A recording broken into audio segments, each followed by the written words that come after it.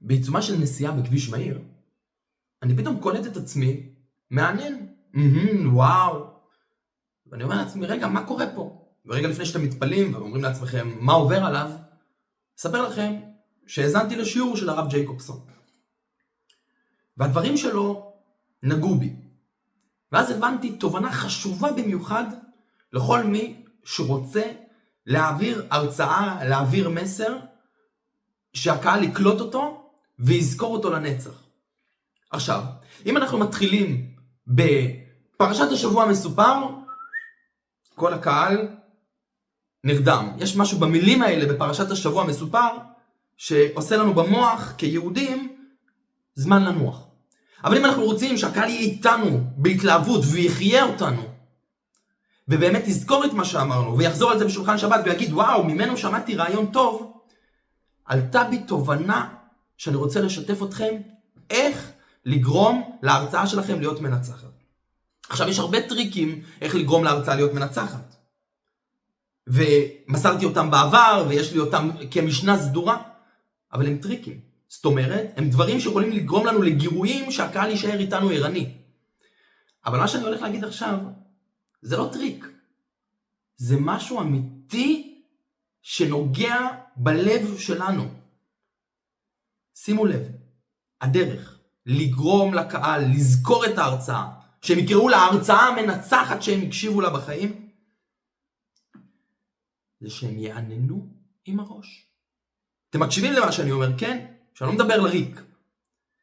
שהם יעננו עם הראש. מכירים את זה שאתם מדברים עם מישהו, אתם מטיפים לו מוסר, או אומרים לו משהו שהוא אוהב, והוא אומר, ככה בדיוק. אם אני בהרצאה שלי גורם לקהל לענן עם הראש, נגעתי בו. נגעתי בו בלב, וגרמתי לו להגיד, זה דברים שרציתי לשמוע. זה דברים שאני אוהב. ובאותו שיעור של הרב ג'ייקובסון, אלו היו דברים שרציתי לשמוע. ומה הרב ג'ייקובסון דיבר? בדיוק על הנושא הזה. זה מעניין לעניין באותו עניין. ואני לא יכול שלא לשתף אתכם. כי זה לוז העניין של ההרצאה המנצחת. הגיע אישה אל הרב, והרב ג'ייקובסון בשפתו הציורית וברטוריקה המשובחת שלו, מספר את זה, וכולו חי את הבדיחה. והוא אומר, ועוד לפני שהוא מתחיל את הבדיחה אני כבר מחייך ומבסוט, כי הרב ג'ייקובסון חי אותה בצורה כזאת. שאישה הגיעה אל הרב, ואומרת לו, הרב, תציל אותי, הבן שלי השתגע. שואל אותה, הרב, מה קרה? היא אומרת, הבן שלי התחיל לקיים מצוות, ללכת עם ציצית, כיפה, כשרות, מזוזה. תציל אותו מהטירוף הזה, תציל אותו מהשיגעון הזה. אומר לה, הרב, אם יורשה לשאול, את מגיעה אל המשוגע הראשון שאני הרב היהודי, ואת אומרת לי שאני אלך למשוגע השני, הבן שלך, ויציל אותו ממה? ממשהו שאני עצמי עושה? אמרה לה אישה, לא הרב, אתה לא מבין. אתה מתפרנס מזה.